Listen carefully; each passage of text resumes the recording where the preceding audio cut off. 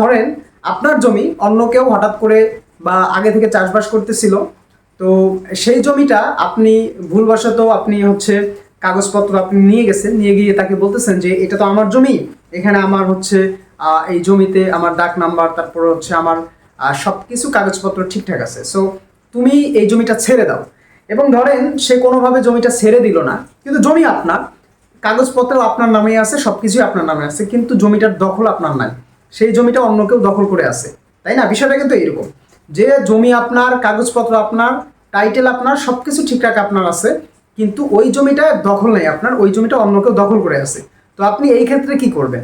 আপনি কি মারামারি করবেন? আপনি কি তাকে মারামারি করে সেখান থেকে তুলে দিবেন, নাকি তার সাথে আপনি মীমাংসা করে তাকে সেখান থেকে তুলে দিবেন, নাকি কোর্টের আশ্রয় নেবেন? তো এই বিষয়টা নিয়ে আজকে আমি বিস্তারিত কথা বলবো। তো প্রথমত, আপনি যদি তার সাথে মারামারি করতে যান, আপনি তাকে যদি মারামারি করে বা জোরপূর্বক সেখান থেকে উচ্ছেদ করে দেন আইন বহির্ভূতভাবে, বা তার কনসেন্ট ছাড়া, সে ধরেন সম্মতি দেয় নাই, আপনি কি তাকে বলছেন ভাই এই জমি তো আমার, কাগজপত্র সবকিছু আমার নামে আছে, কিন্তু আপনি যে জমিটা আছেন আপনি জমিটা ছেড়ে দেন। এখন সে যদি ইচ্ছাকৃতভাবে জমিটা ছেড়ে দেয় তাহলে কিন্তু কোনো সমস্যা নেই, কিন্তু সে যদি ছেড়ে না দেয়, সে যদি বলে না আমি এই জমি ছাড়বো না, আপনি কি করতে পারবেন করেন।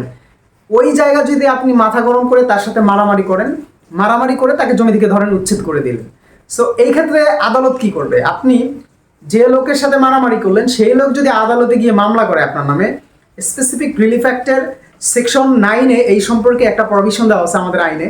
তো সুনির্দিষ্ট প্রতিকার আইন সেখানে বলছে যে কাউকে যদি জোরপূর্বক তার ইচ্ছা, মানে ইচ্ছা ছাড়া আইন বহির্ভূতভাবে যদি তাকে ওই জমি থেকে উচ্ছেদ করা হয়, যে জমির মালিক সে না, তাহলে আদালত কি করবে? আদালত হচ্ছে তাকে স্ট্যাটাস কো জারি করা, বজায় রাখার জন্য তাকে ওই জমিতে আবার মানে আগের মতো দখল ফিরিয়ে দিবে, অর্থাৎ আপনাকে কিন্তু সেখান থেকে উচ্ছেদ করে দিবে, দিয়ে তাকে সেই জমিতে দখল ফিরিয়ে দিবে। আদালত যেটা করবে, সেই জমিতে আপনি যাকে জোরপূর্বক উচ্ছেদ করে দিলেন সে কিন্তু জমির মালিক না, তারপরেও আদালত তাকে সেই জমিতে পূর্বের মতো আবার পজেশন বা তার যে অবস্থান ছিল সেটা ফিরিয়ে দিবে। আপনাকে সেই জমিতে আদালত পজেশন দিবে না।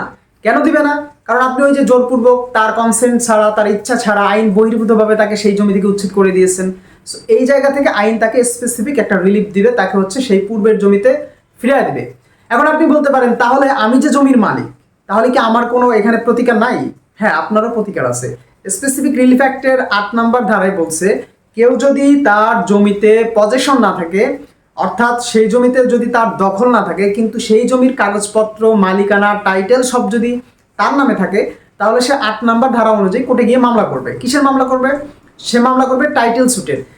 সে দেখাবে যে এই জমিতে আমার সবকিছু ঠিকঠাক আছে, আমার কাগজপত্র আছে, এই জমির মালিক আমি, কিন্তু সে অন্য কেউ জোরপূর্বক সেই জমিটা দখল করে আছে। তখন আদালত একটা ডিক্রি জারি করবে। ডিক্রি জারি করে যে ব্যক্তি সেই জমিতে অবস্থান করতেছে তাকে সেখান থেকে কি করতে বলবে? তাকে উচ্ছেদ করে দিবে। সো সেই ক্ষেত্রে কিন্তু আপনাকে মালিকানা প্রমাণ করতে হবে।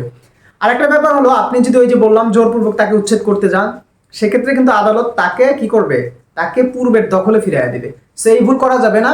কেউ যদি আপনার জমিতে কোনো ক্রমে দখলে থাকে বা দখল করে রাখে, আপনি সরাসরি গিয়ে কোর্টে ধারা 8 নম্বর অনুযায়ী মামলা করে দিবেন। ধারা 8 অথবা 9, ধারা 8 বা 9 অনুযায়ী মামলা করে দিলে কোর্ট নিজে থেকেই তাকে সেখান থেকে উচ্ছেদ করে দিবে। এই ক্ষেত্রে আপনি আইনগত প্রতিকার পাবেন। কিন্তু আপনি যদি মারামারি করতে যান, তাহলে কিন্তু আপনি ফৌজদারি, মানে সিভিল প্লাস ক্রিমিনাল দুইটা মামলাতে পড়ে যেতে পারেন। সো এই বিষয়টা সাবধান। আপনি কোনোভাবেও তার সাথে মারামারি করতে যাবেন না, আপনি সরাসরি কোর্টে গিয়ে মামলা করবেন। কোর্টে গিয়ে মামলা করে কোর্টের কাছে প্রতিকার চাইবেন এবং কোর্ট আপনাকে প্রতিকার দিয়ে দেবে। বুঝতে পারছেন? এখন ভুলবশত আপনি যদি তার সাথে মারামারি করতে যান, সেক্ষেত্রে কি হবে? ক্রিমিনাল ফোর্স হয়ে যাবে। আপনি ধরেন 5 জন বা তার বেশি মানুষ নিয়ে তার সাথে মারামারি করতে গেলেন, তাহলে কি হবে? সেটা হচ্ছে আনলফুল অ্যাসেম্বলির আওতায় পড়ে যাবে, তারপরে হচ্ছে এক্সটর্শনের আওতায় পড়ে যেতে পারে, বা অন্য কোনো ফৌজদারি মামলায় পড়ে যেতে পারেন। এই বিষয়টা থেকে টোটালি সাবধান। আপনার জমি, কাগজপত্র আপনার, যেহেতু আপনার দখল নেই, আপনি কোর্টের মাধ্যমে আশ্রয় নিয়ে তাকে সেই জমি থেকে উচ্ছেদ করে দিবেন। ঠিক আছে? তো ধন্যবাদ সবাইকে। আল্লাহ হাফেজ।